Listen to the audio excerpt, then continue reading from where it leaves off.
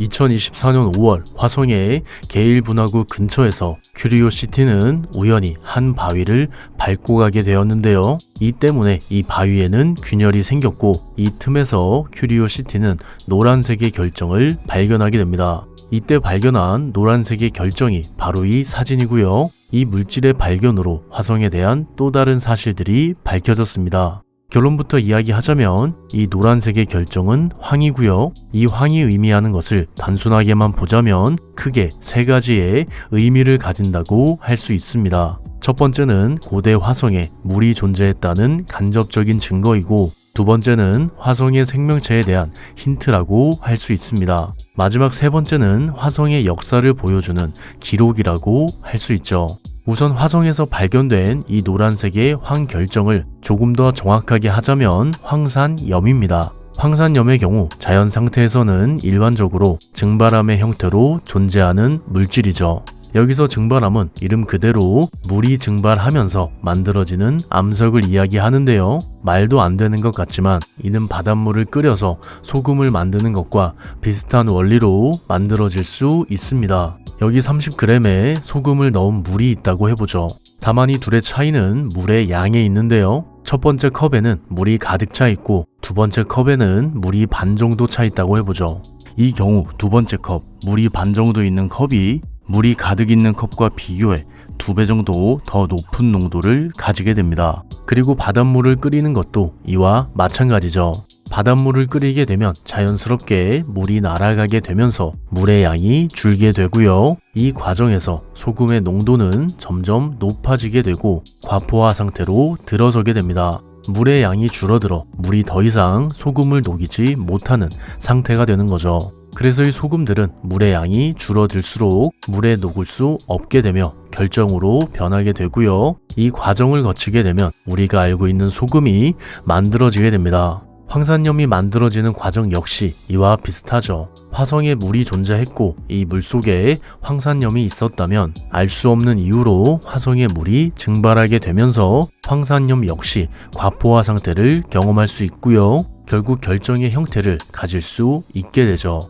이렇듯 화성에서 황산염의 결정이 발견되었다는 것은 결국 고대 화성에 물이 존재했음을 알 수 있는 증거가 됩니다. 그리고 이는 고대 화성에 화산 폭발이 있었다는 것까지도 보여줄 수 있는 실마리가 되는데요. 화산이 폭발하게 되면 이때 발생하게 되는 황산가스가 곳곳으로 퍼지게 되고요. 이 황산가스가 물에 녹아들게 되면 물속에 황산염이 존재할 수 있게 됩니다. 또한 이런 황산가스가 화성 표면에 퍼져 있을 때 화성에 비가 오게 된다면 이 역시도 황산이 물에 스며들 수 있는 조건을 만들 수 있죠.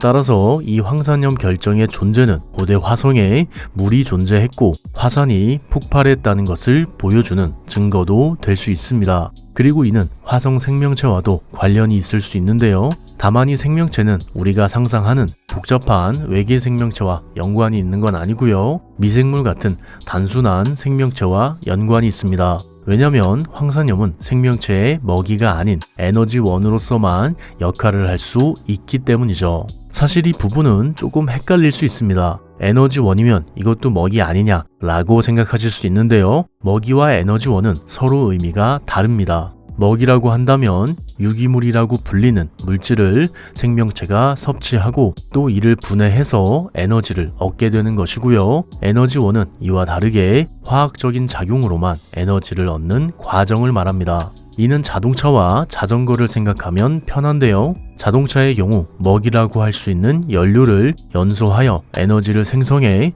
움직이는 반면 자전거는 페달을 밟는 사람의 힘으로만 에너지를 얻어 앞으로 나가게 됩니다. 즉 자전거는 먹이를 섭취하지 않아도 에너지원이 있기 때문에 앞으로 갈 수 있는 거죠. 그래서 황산염이 있다는 것은 어떤 복잡한 생명체의 존재를 의미하는 것이 아니라 황산염을 이용한 화학 반응을 통해 에너지를 얻는 미생물이 존재할 수 있음을 의미하게 되죠. 그리고 실제로 지구에도 황산염만을 에너지원으로 사용하는 미생물이 존재합니다. 일반적으로 이런 친구들을 황산염, 환원균이라고 하는데요. 이런 미생물들은 지구 곳곳에서 발견되지만 놀랍게도 열수 분출구 주변에서도 발견됩니다. 열수 분출구는 해저에 있는 뜨거운 물이 나오는 수도꼭지라고 할 수 있는데요. 이렇게 뜨거운 물이 나오는 이유는 이 구멍으로 들어갔던 바닷물이 지열이나 마그마로 인해서 데워지기 때문입니다. 이에 따라 열수 분출구에서는 350도 이상의 아주 뜨거운 물이 나오는 경우도 있죠.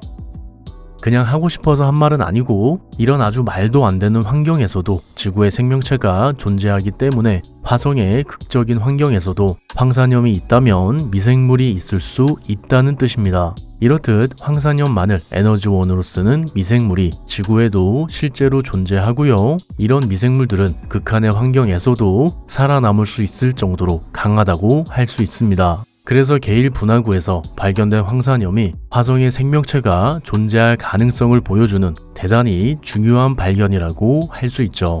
그리고 조금만 덧붙이자면 이 황산염 표면 위에도 미생물이 있을 수 있는데요. 다만 현재 큐리오시티는 현미경처럼 미생물을 직접 촬영할 수 있는 장비를 가지고 있지 않습니다. 그래서 황산염에 미생물이 있어도 이를 직접 볼 수 있는 방법이 현재로선 존재하지 않죠. 물론 셈이라고 불리는 장비가 생명체의 존재를 탐사할 수 있지만 이를 통해서 얻은 정보는 간접적인 증거이기 때문에 확실하게 황산염에 미생물이 사는지 또는 살았는지에 대해서는 알 수 없습니다. 잠깐 여기서 그럼 현미경 좀 챙겨가지 왜 안 가져갔냐 라고 생각할 수 있는데요. 이는 뒤에서 다룰 내용이기 때문에 넘어가도록 하죠. 그리고 이와 더불어서 황산염은 화성의 역사에 대해서도 말해줄 수 있는데요. 이 역사는 화성의 기후 변화와 지질학적인 여러 활동에 대한 역사를 말할 수 있지만 깔끔하게 고대 화성에 있던 물의 역사에 대해서만 이야기하도록 하죠.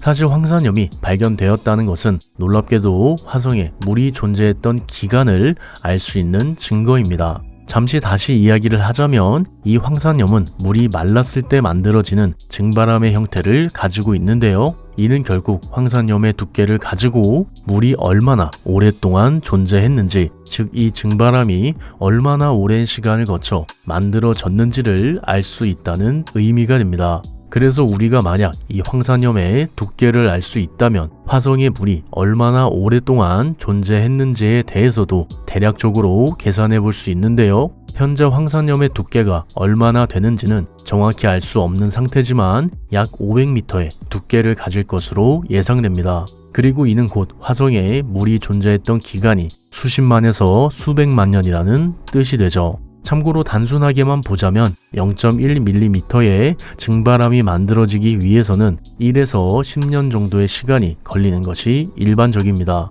그래서 확실하진 않지만 황산염이 500m의 두께를 가진다고 한다면 50만에서 500만 년 동안은 게일 분화구에 물이 존재했다고 생각해 볼 수 있죠. 하지만 이것만으로는 부족하죠. 사실 우리는 아주 오래전부터 화성을 탐사했습니다. 조금 더 본격적으로는 1965년부터라고 할 수 있고요. 이 시기 마리너라는 탐사선이 화성의 궤도를 안정적으로 돌면서 화성의 이미지를 찍은 것이 화성 탐사의 시작이었습니다. 참고로 이 사진은 우리가 처음으로 확인한 화성 표면의 사진이었는데요. 이 이미지를 보면 여러 곳에서 크레이터를 볼 수 있고요. 이를 통해서 화성의 대기가 없다는 사실과 지질학적인 활동이 없었다는 것을 알 수 있었죠. 어쨌든 이렇게 우리는 꽤 오랫동안 화성을 지속적으로 탐사해 왔습니다. 그렇다면 우리는 화성에 대해서 얼마나 알고 있고 또 황산염의 발견은 이 탐사에 어떤 영향을 미쳤을까요? 먼저 초기에 화성 탐사에서 우리가 알 수 있었던 것은 화성의 표면에 대한 정보였습니다. 이 이미지는 1975년에 발사된 바이킹이 화성의 표면을 찍은 이미지인데요. 이 탐사를 통해서 우리가 발견한 것은 화성의 토양이 건조하다는 것이었고요. 또 산화가 되었다는 점, 화성의 대기가 대부분 이산화탄소로 이루어져 있다는 점이었습니다. 그리고 이를 분석한 결과 화성에 물이 존재할 수 있다는 가능성을 보았죠. 여기까지가 1970년대에 있었던 화성 탐사의 주요 내용입니다. 그리고 2000년대에 들어서면서 더 높은 화질의 이미지를 찍게 되었는데요. 지금 보는 이미지는 마스 익스프레스가 찍은 이미지로 이 사진은 화성에 물이 흘렀던 흔적을 보여주고요. 이와 더불어서 이 시기에 새로운 발견은 바로 화성의 얼음이었습니다. 이 이미지가 화성의 얼음을 보여주는 이미지로 이 부분을 자세히 보시면 얼음을 볼 수 있고요. 이를 통해서 알게 된 사실은 과거 화성에 액체 상태의 물이 존재할 수 있었다는 가능성이 있었다는 것이었고, 또 현재 화성이 건조하지만 물을 저장할 능력을 가지고 있다는 것도 이 이미지를 통해서 알 수 있었습니다. 그리고 이 시기에는 레이더로도 화성을 탐사했는데요. 이 이미지는 마스 익스프레스에 달려있는 쉘로우 레이더를 통해서 촬영한 이미지입니다. 이 이미지는 화성 내부에 있는 얼음층을 보여주고요. 이를 통해서 우리는 화성 내부가 어떻게 생겼는지 알 수 있었죠. 또한 이렇게 물이 발견되었다는 것은 고대 화성에 생명체가 있을 가능성이 있다는 의미이기도 했습니다. 그래서 화성의 얼음층을 조사하면 이곳에 미생물을 발견할 가능성이 있다는 의견도 나왔고, 지금까지도 화성 생명체에 대한 탐사가 이뤄지고 있죠. 조금만 덧붙이자면 MRO는 현재도 작동하고 있는데요. 가장 최근에 발견한 것은 이 갈라진 틈이었죠. 이 틈의 경우 이미지로 보면 작아 보이지만 약 600km의 길이를 가지는 거대한 균열이고요. 이를 그라벤이라고 부릅니다. 현재 이 그라벤이 어떻게 만들어졌는지는 정확히 모르고요. 다만 화성의 지각이 팽창하면서 이런 거대한 틈이 생겼을 것이라고 예상은 하고 있습니다. 말이 조금 길어졌으니까 이 내용을 조금 정리해 보자면 크게 두 가지로 볼 수 있습니다. 첫 번째는 화성에 물이 존재할 가능성이 있다는 것이었고, 두 번째는 화성에 생명체가 존재할 가능성이 있다는 것이었죠. 그렇다면 황산염이 발견된 이후에는 이 내용이 어떻게 바뀌었을까요? 먼저 화성에 물이 존재할 가능성에 대해서는 단순히 물이 있고 있었다는 것에서 끝나는 것이 아니라 물이 얼마나 오랫동안 존재했는가, 그리고 이때 화성의 기후는 어땠는가까지 알 수 있었습니다. 이는 황산염의 두께와 분포를 통해서 알 수 있는데요. 황산염이 연속적으로 두꺼운 두께를 가진다면 화성에 꽤 오랫동안 물이 존재했다고 볼 수 있고요. 황산염이 연속적으로 쌓여있지 않고 이렇게 뚝뚝 끊겨 있다고 한다면 이는 화성의 기후가 건조했다가 비도 내렸다가 하는 요즘 날씨처럼 기후 변화가 있었다는 것을 나타내는 증거죠.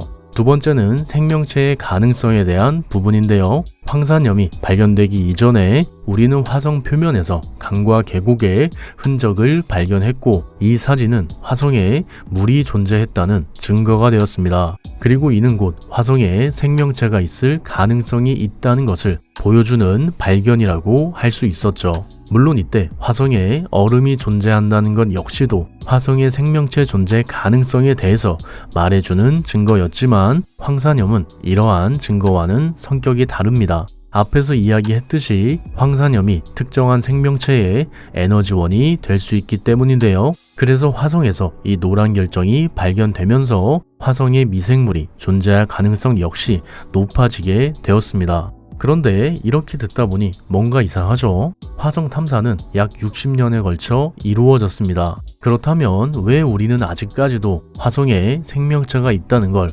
확신하지 못하는 걸까요?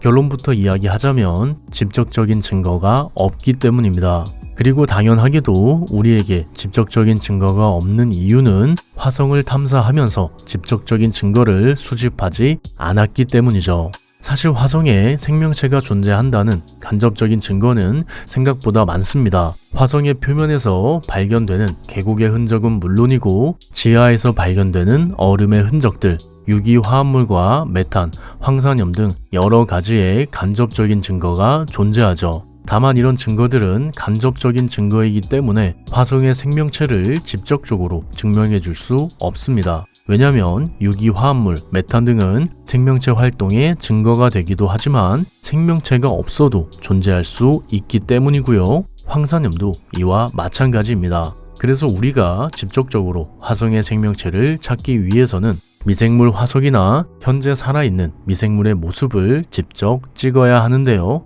이를 위해서는 현미경이 필요하죠. 하지만 현재 우리 기술로는 현미경을 화성에 보내기 어렵습니다. 우선 화성에 존재할 수 있는 생명체를 미생물이라고 가정해 본다면 이때 우리에게 필요한 것은 아주 정밀한 현미경인데요. 바로 이 부분에서부터 문제가 시작되죠. 우선 이를 이해하기 위해서는 본다는 것을 이해해야 합니다. 반복되는 이야기지만 우리가 무언가를 본다는 것은 결국 빛이 가져온 정보를 본다는 것을 의미하는데요. 이에 따라 우리가 어떤 물체를 더 뚜렷하게 보기 위해서는 빛을 더 많이 보아야 한다고 할 수 있습니다. 예를 들어 여기 어떤 그림에 작은 조각들이 있다고 해보죠. 만약 우리가 이 조각들이 어떤 그림이었는지 궁금해서 죽겠다면 어떻게 해야 할까요? 당연히 조각들을 한자리에 모아서 맞춰봐야겠죠. 물체를 더 뚜렷하게 보는 것도 이와 마찬가지입니다. 두 개의 조각으로는 이 그림이 잘 그린 그림인지 못 그린 그림인지 알기 어렵지만 1000조각, 10,000조각, 10만 조각을 모아서 이 조각들을 맞춰 본다면 이야기가 달라지죠. 그리고 현미경은 이런 조각을 모아주는 장비라고 할 수 있습니다. 그래서 어떤 물체에서 반사된 빛을 더 잘 모아주면 모아줄수록 더 선명하고 크게 물체를 볼 수 있고요. 이렇게 빛을 잘 모아주기 위해서는 결국 이 빛을 잘 모아줄 수 있도록 장비의 크기가 커져야 합니다. 단순하게는 물체에 반사된 빛을 더 잘 담으려면 크기가 큰 바구니를 준비해야 한다고 할 수 있죠. 그리고 이는 화성 탐사의 걸림돌이 됩니다. 왜냐하면 우주선을 바깥으로 보낼 때 무게가 무거워진다면 비용이 더 많이 들어가기 때문이죠. 그래서 비용적인 측면에서 이런 정밀한 현미경을 싣고 간다는 것은 충분히 부담이 될 수 있습니다. 단순하게 현미경의 무게를 50kg이라고 한다면 약 6,500억 원 정도가 추가로 들어갈 수 있는데요. 이는 단순하게 발사하는 데만 들어가는 비용이고요. 현미경을 개발하고 운영하게 된다면 추가적으로 비용이 더 올라가게 되죠. 이처럼 정밀한 현미경을 실어서 화성으로 보내는 것은 단순한 문제가 아니라고 할 수 있습니다. 또 실제로 현미경을 가져간다고 했을 때 여러 가지의 문제가 발생할 수 있는데요. 첫 번째로 발생할 수 있는 문제는 정보를 전송하는데 너무 오랜 시간이 걸릴 수 있다는 점입니다. 일반적으로 화성에서 데이터가 전송되는 속도는 초당 0.5에서 32KB 정도 되는데요. 이는 100MB의 이미지를 보낼 때 약 7분 정도의 시간이 걸린다는 것을 의미하죠. 그리고 일반적으로 현미경으로 찍은 이미지는 고해상도의 이미지이기 때문에 현미경 사진을 지구로 지속적으로 보내게 되면 더 많은 시간이 들게 되고요. 이는 곧 더 많은 비용이 들게 된다는 것을 의미합니다. 그래서 이 역시도 화성 탐사를 해야 하는 입장에서 부담으로 느낄 수 있는 부분이 되죠. 두 번째는 현미경이 화성에서 제대로 작동할 수 있는지에 대한 문제가 있는데요. 이런 정밀한 현미경은 환경에 민감할 수밖에 없고요. 화성의 환경은 지구보다 더 고약할 정도로 나쁘죠. 예를 들어 상황이 좋지 않다면 화성의 표면 온도는 마이너스 100도까지도 떨어질 수 있습니다. 그리고 이런 환경에서는 장비가 제대로 작동하지 않는 것은 물론이고 망가질 가능성도 상당히 높아지게 되죠. 물론 화성의 환경을 고려해서 현미경을 더 개조한다면 이 문제를 해결할 순 있지만 이러면 현미경의 무게가 더 무거워지게 되면서 더 많은 비용이 발생할 수밖에 없습니다. 또 화성의 먼지와 바람도 문제가 될 수 있는데요. 이런 먼지들이 장비에 들어가거나 또는 렌즈를 덮을 경우 현미경을 사용하지 못할 수도 있습니다. 그리고 여기에 더해서 전력 역시 문제라고 할 수 있죠. 로버가 화성을 탐사하기 위해서는 전기를 사용할 수밖에 없는데 현미경이 추가된다면 더 많은 전력이 필요해져 로버를 운영하는데 여러 문제를 일으킬 수 있습니다. 대표적으로 이런 문제를 일으켰던 로버가 바로 스피릿이죠. 스피릿은 태양광 패널을 통해서 전력을 생산하는데 먼지 폭풍으로 인해서 패널이 덮이게 되었고 전기를 얻지 못한 스피릿은 탐사를 멈출 수밖에 없었습니다. 물론 이 이후 먼지가 날아가면서 다시 스피릿으로부터 연락이 왔지만 결국 전력 문제를 명쾌하게 해결하지 못했고 2011년 공식적으로 임무를 종료하게 되었죠. 이처럼 현미경을 화성으로 가져가서 화성에서 생명체를 찾는 것에는 여러 어려움이 있습니다. 그래서 도전적으로 현미경을 화성으로 가져가기보다는 안전하게 탐사하는 것이 더 효율적이라고 할 수 있고요. 이런 이유로 화성의 생명체 탐사는 우선 순위에서 조금씩 뒤로 밀리게 되었죠. 물론 그렇다고 해서 손을 놓고 있는 것은 아닙니다. 왜냐면 로버에 현미경을 실어 가는 것보다 더 좋은 방법이 있기 때문이죠. 바로 우리가 직접 가는 겁니다. 사실 우리가 직접 화성에 가는 경우 이로 인해서 얻을 수 있는 이득이 더 많습니다. 일단 기본적으로 사람이 탐사하는 경우 여러 정밀한 장비를 관리하면서 작업을 할 수 있기 때문에 현미경과 같은 정밀한 장비를 다룰 수 있게 되고요. 또 이런 장비에 문제가 생겼을 때도 로버가 대처하는 것보다는 사람이 상황에 따라서 유연하게 대처하는 것이 더 탐사를 효율적으로 만들 수 있습니다. 특히나 로버의 경우 미리 정해둔 길만을 따라가며 화성을 탐사하게 되는데, 이와 다르게 사람이 직접 화성으로 갈 경우 계획을 바꿔가면서 탐사 일정을 소화할 수 있기 때문에 로버보다 여러모로 더 다양한 활동을 할 수 있습니다. 그리고 실제로 유인 화성 탐사를 위한 준비도 여러 프로젝트를 통해서 진행되었고 진행되고 있는데요. ESA와 IBMP가 함께한 마스 500이라는 프로젝트를 그 예로 들 수 있습니다. 이 프로젝트는 화성의 환경이 사람에게 어떤 영향을 미칠 수 있는지를 위한 실험이었고요. 이를 위해서 화성과 비슷한 환경을 만들어 520일 동안 6명의 사람을 대상으로 어떤 변화가 생기는지를 지켜봤죠. 그리고 그 결과 실험에 참가한 사람들은 시간이 지날수록 스트레스 수치가 점점 올라갔고 감정을 다루기 힘들어했다는 결과가 나왔습니다. 또 신체적으로도 근육 손실이 있었고 수면 패턴이 변화하면서 피로 역시 증가하는 경향을 보였죠. 그래서 마스 500 프로젝트에서는 이런 문제를 해결하기 위해서 심리적인 지원과 운동 프로그램의 확대 등을 해결책으로 제시했습니다. 이처럼 우리는 지금도 화성에 사람을 보내기 위한 여러 가지의 실험과 준비를 하고 있죠. 그렇다면 실제로는 어떨까요? 현재 우리가 가진 기술로 화성에 사람을 보낼 수 있을까요? 결론부터 이야기하자면 이론적으로 가능은 합니다. 그리고 실제로 스페이스 X와 나사에서는 화성에 유인 탐사선을 보낼 계획을 가지고 있고요. 스페이스 X는 올해 사람을 화성에 보내겠다는 인터뷰를 했습니다. 물론 세부 계획은 9월에 밝히겠다고 했으니까 이건 좀 더 기다려 봐야겠죠. 어쨌든 이렇게 우리는 화성에 사람을 보낼 준비를 하고 있고, 만약 화성 유인 탐사가 이루어지게 된다면 지금까지 발견한 것과는 차원이 다른 것들이 발견될 수 있을 겁니다.